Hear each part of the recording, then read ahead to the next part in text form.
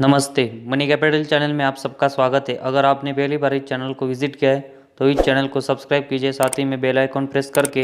All section पर click करें ताकि आपको शेयर मार्केट रिलेटेड अपडेट जानकारी मिल सके।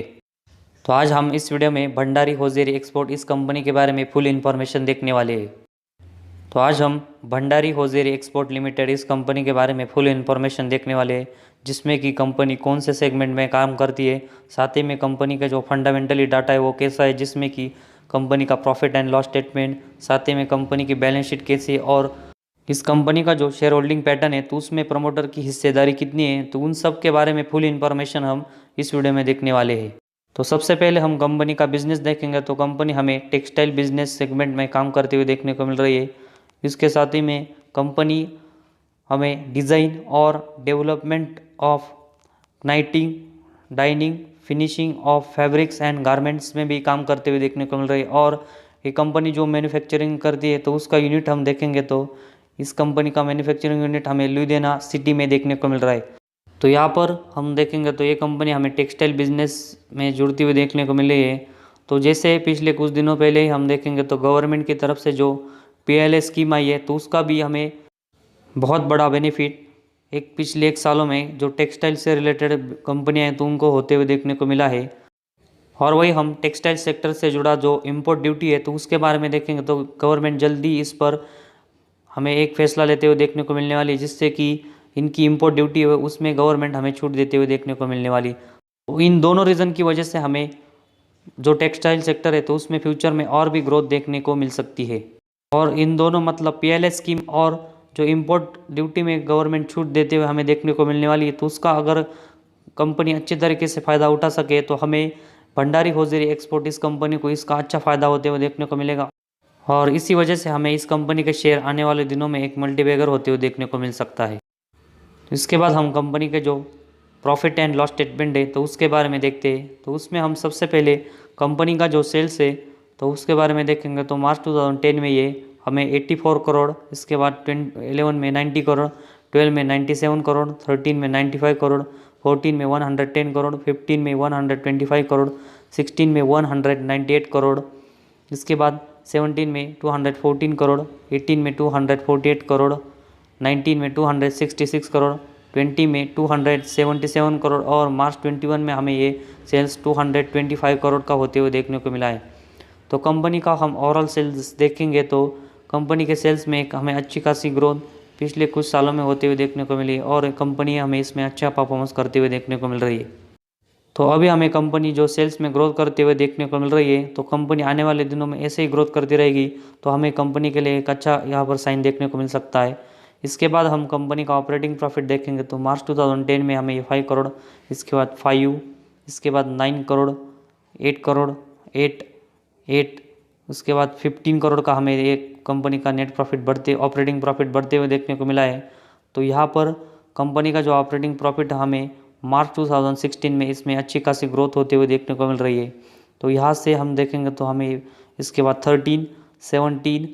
20 और मार्च 2020 में 21 और मार्च 21 में हमें ऑपरेटिंग प्रॉफिट 18 तक देखने को मिल रहा है। तो कंपनी का ऑपरेटिंग प्रॉफिट हम देखेंगे तो हमें ये कंपनी का ऑपरेटिंग प्रॉफिट एक डबल डिजिट में जाते हुए देखने को मिल रहा है और इसमें हमें शानदार ग्रोथ देखने को मिल रही है। इसके बाद हम ऑपरेटिंग प्रॉफिट के बारे में देखेंगे तो ये हमें मार्च 2010 में 6%, इसके बाद देखेंगे तो 6%,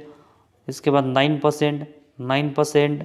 7%, 6%, 8%, 6%, 7%, 7%, 8% और मार्च 21 में हमें ये 8% का देखने को मिल रहा है। तो कंपनी का ऑपरेटिंग प्रॉफिट हमें अच्छा देखने को मिल रहा है, लेकिन अगर हम इसकी ग्रोथ देखेंगे तो इस कंपनी को ऑपरेटिंग प्रॉफिट मार्जिन को डबल डिजिट में करना पड़ेगा ताकि कंपनी का जो फ्यूचर का परफॉर्मेंस है वो अच्छा हो सके। इसके बाद हम कंपनी का नेट प्रॉफिट देखते हैं तो यहाँ पर मार्च 2010 में ये नेट प्रॉफिट 1 करोड़ का है। तो यहाँ पर हम देखेंगे तो इसके बाद हमें ये 1 करोड़ और इसके बाद हमें ये नेट प्रॉफिट 3 करोड़ तक जाते हुए देखने को मिल रहा है। तो कंपनी हमें इसके बाद देखेंगे तो 3 करोड़, 2 करोड़, 2 करोड़, 4 करोड़, 4 करोड़, 5 करोड़, 5, इसके बाद 5 करोड़ और इसके बाद हम मार्च 21 में देखेंगे तो हमें ये 2 करोड़ का देखने को मिल रहा है। तो कंपनी का नेट प्रॉफिट हम देखेंगे तो कंपनी का नेट प्रॉफिट हमें लगातार पॉजिटिव में ज़रूर देखने को मिल रहा है, लेकिन कंपनी को अपने नेट प्रॉफिट को डबल डिजिट में करना पड़ेगा ताकि कंपनी के जो फ्यूचर की ग्रोथ है वो बढ़ सके और साथ ही में कंपनी का शेयर एक मल्टीबैगर बन सके। तो इसके बाद हम कंपनी के ईपीएस के बारे में देखेंगे तो हमें ये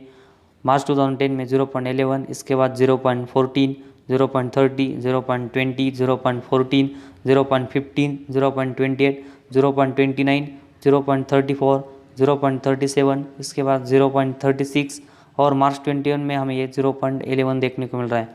तो मार्च 2010 में कंपनी का ईपीएस हमें जो 0.11 देखने को मिल रहा है वही हमें मार्च 2021 में देखने को मिल रहा है। तो कंपनी का ईपीएस है तो उसमें भी कंपनी को एक अच्छी खासी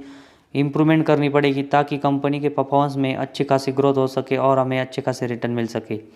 इसके बाद हम डिविडेंड के बारे में देखेंगे तो पिछले अगर हम कुछ सालों में देखेंगे तो कंपनी अपने शेयर होल्डर को एक स्मॉल परसेंट में शेयर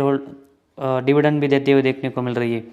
तो कंपनी का जो प्रॉफिट एंड लॉस स्टेटमेंट है तो उसमें कंपनी के सेल्स और कंपनी का जो ऑपरेटिंग प्रॉफिट है तो उसमें हमें कंपनी एक अच्छी ग्रोथ करते हुए देखने को मिल रही है, लेकिन कंपनी को जो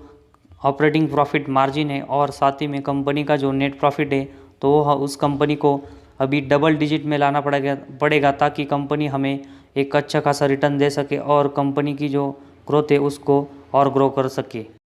इसके बाद हम कंपनी की जो बैलेंस शीट है तो उसके बारे में देखते हैं कि वो कैसी है। तो कंपनी की बैलेंस शीट में सबसे पहले हम कंपनी के रिजर्व देखेंगे तो मार्च 2010 में कंपनी के पास 12 करोड़ के रिजर्व थे। उसके बाद हमें ये रिजर्व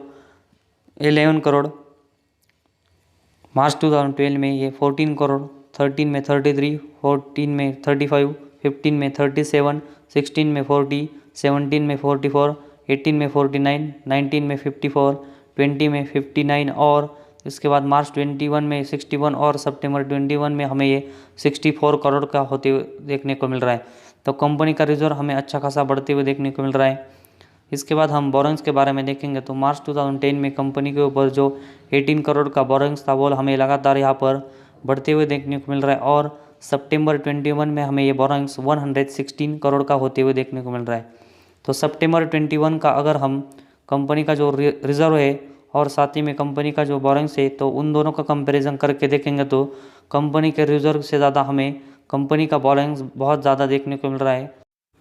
तो यहाँ पर इस कंपनी का रिजर्व और बोरोइंग्स हमने देखा तो उसमें हम देखेंगे तो कंपनी के ऊपर जो बोरोइंग्स है उसको कंपनी को आने वाले दिनों में कम करना पड़ेगा और कंपनी के जो रिजर्व है तो उसको कंपनी को बोरोइंग से ज़्यादा करना पड़ेगा ताकि कंपनी की जो बैलेंस शीट हमें देखने को मिल रही है तो उसमें हमें एक फ्यूचर में अच्छी खासी ग्रोथ हो सके और जो बैलेंस शीट है वो हमें उसमें इम्प्रूवमेंट दिख सके। इसके बाद हम कंपनी के कैश फ्लोज के बारे में देखेंगे तो कंपनी का जो नेट कैश फ्लोज है तो उसमें हम मार्च 2021 में देखेंगे तो कंपनी का नेट कैश फ्लो हमें 1 करोड़ का देखने को मिल रहा है। तो यहाँ पर हमें कंपनी का जो नेट कैश फ्लो 1 करोड़ का देखने को मिल रहा है तो उसमें भी कंपनी को एक अच्छी खासी इम्प्रूवमेंट करनी होगी ताकि कंपनी की जो नेट कैश फ्लो है वो हमें अच्छी खासी दिख सके। और इसके बाद लास्ट में हम कंपनी का जो शेयर होल्डिंग पैटर्न है तो उसके बारे में देखते हैं।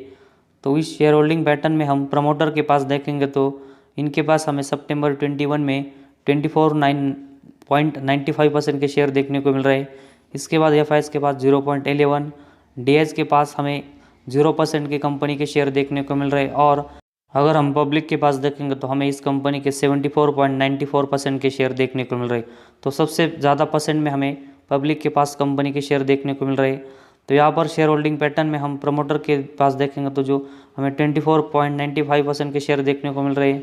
तो यहाँ पर उनको अपनी शेयर होल्डिंग बढ़ानी पड़ेगी ताकि कंपनी की शेयर होल्डिंग पैटर्न अच्छी दिख सके। तो ऐसे होगा कि कंपनी का परफॉर्मेंस अगर सुधरता है तो प्रमोटर अपने आप कंपनी में अपनी जो शेयर होल्डिंग है वो ऑटोमेटिकली बढ़ाएंगे। तो यहाँ पर क्वार्टर रिजल्ट हम देखेंगे तो जैसे कंपनी क्वार्टर रिजल्ट में इम्प्रूवमेंट लाती है तो हमें इसमें शेयर होल्डिंग बढ़ानी चाहिए और अगर कंपनी के जो क्वार्टर रिजल्ट ख़राब आते हैं तो हमें उसी तरह कंपनी में अपनी शेयर होल्डिंग कम करनी चाहिए।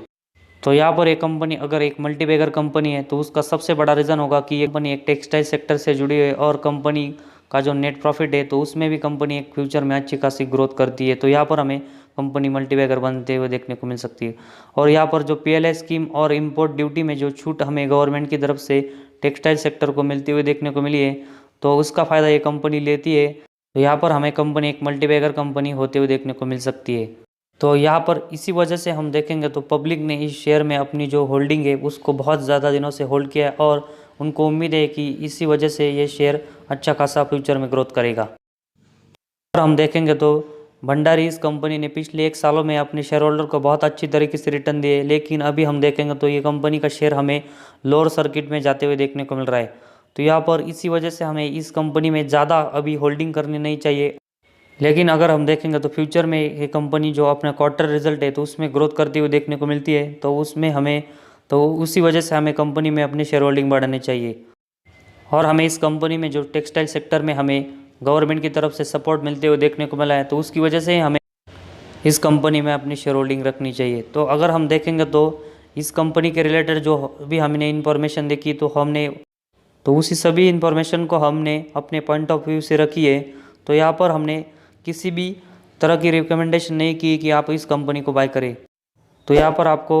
यह वीडियो पसंद आया तो इस वीडियो को लाइक करें, साथ ही में इस चैनल को सब्सक्राइब करें ताकि आपको शेयर मार्केट रिलेटेड अपडेट जानकारी मिल सके।